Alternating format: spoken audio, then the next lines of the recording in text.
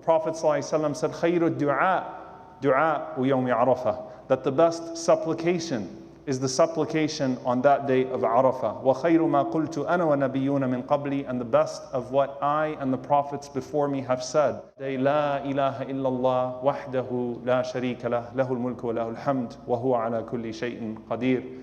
There is only one God. وَحْدَهُ لَا شَرِيكَ لَهُ, alone with no partners. لَهُ الْمُلْكُ وَلَهُ الْحَمْدُ. To Him belongs all praise. To Him belongs all blessings. وَهُوَ عَلَى كُلِّ شَيْءٍ قَدِيرٌ, and to Him belongs power over all things. And the word Arafah means to come to know. To come to know who? To come to know your Lord. وَمَنْ عَرَفَ رَبَّهُ عَرَفَ نَفْسَهُ. And if you know your Lord, then you know yourself. وَمَنْ عَرَفَ نَفْسَهُ. And if you know yourself, اعْتَرَفَ بِذَنْبِهِ وَنَقْصِهِ مَعَ اللَّهِ عَزَّ وَجَلَّ. Then you will naturally know your own shortcomings in regards to your Lord. The blessings that He has bestowed upon you are a prerequisite to you understanding the deficiency with which you have responded, which then leads you to the most sincere version of your supplication. You have to remember that the ibadah of Arafah, the worship of Arafah for the Prophet ﷺ, for 7 years before Hajj was fasting. It was fasting the day of Arafah in Medina, longing for the opportunity to stand in Arafah just like we long for it. It was a remarkable day, a special day to the Prophet ﷺ and the Muslims every single year without Hajj. And we have to renew that in our hearts, that this is the best day of the year. You think about what you would do if you had the most important day of your life, right? Which we'll just say, for the sake of it, your wedding. The day that you have a child or your spouse gives birth to a child, the day of your child's graduation. That day is a momentous day on that year's calendar. You're looking forward to it. You are longing for it. We don't know which of the last 10 nights is the last 10 nights. So the best night of the year is concealed, so we strive for all 10 nights, right? But we know exactly when Arafah is. We know exactly when Arafah is. We know the day. We know the time. We can plan for it. We have no doubt that this is the best day of the year. We have no doubt that everything the Prophet ﷺ said is happening in those moments where Allah is boasting to the angels and forgiving His creation. That is not just for the people standing in the makan, in the place of Arafah. The forgiveness from Allah that comes on that day covers everyone. So what do we do on that day? Well, first and foremost, the intention. Comes back to the intention. From now, Ya Allah, I'm going to worship you on that day. Ya Allah, I'm going to fast that day. And you know what? If you can't fast for any reason, the Prophet ﷺ assured you that the reward is there anyway because you had the intention. And if you were prohibited by means or by circumstances that are out of your hands, then Allah has written down for you the full reward. I'm going to observe that day. I'm going to look forward to that day.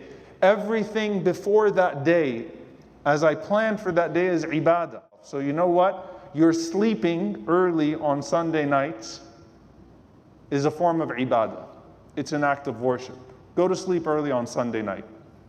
Get yourself ready on Sunday nights. The suhoor that you wake up for, the Prophet ﷺ said the angels send their prayers upon the people as they're doing the suhoor. Start off your day with the suhoor on that day. One major change that you're going to make in life on the best day of the year, it's worth it. A day that brings us back to, Ya Allah, I am going to live my life the way that you have commanded me to live my life in hopes for what you have promised me in the next.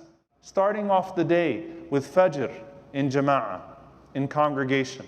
And you stay till sunrise, you have Hajj written down for you on the day of Arafah. So make sure you're here on Monday morning, inshaAllah ta'ala. Start off your day with the 2 rak'ahs of duha, sunrise, with Allah subhanahu wa ta'ala, and then spend the day in dua and be certain in Allah subhanahu wa ta'ala. Ud'u Allah wa antum muqinuna bil ijaba. Call upon your Lord while you are certain in the answer. Don't say, Allahumma ghfirli in shi't, as oh Allah, forgive me if you want to, or if you will. No. Call upon Allah with complete certainty in His answer on that day. The Prophet ﷺ spent that whole day in dua. If you can't think of what you're going to say for the hours of that day, start getting your list together. But let the top of that list be what? The dhikr that the Prophet ﷺ taught us, and then forgiveness from Allah subhanahu wa ta'ala. Certainty in Allah's mercy is not complacency with your own sinfulness. Abdullah ibn Mubarak, rahimahullah ta'ala, the great scholar, great ascetic, great sage, he saw Sufyan al-Thawri, rahimahullah ta'ala. The scene, by the way, he was on his knees, and it was towards the end of the day of Arafah, and he was on his knees crying in front of Allah subhanahu wa ta'ala. His eyes were flowing with tears, his hands were raised, his knees were on the ground. This is Sufyan al-Thawri, rahimahullah ta'ala, the school of sincerity. He said, I walked up to him on that day of Arafah, and I said to him, O Sufyan, who is the worst person, or who is in the worst state amongst all of those that are amongst us today? The worst person in this gathering on this day as the mercy of Allah is descending.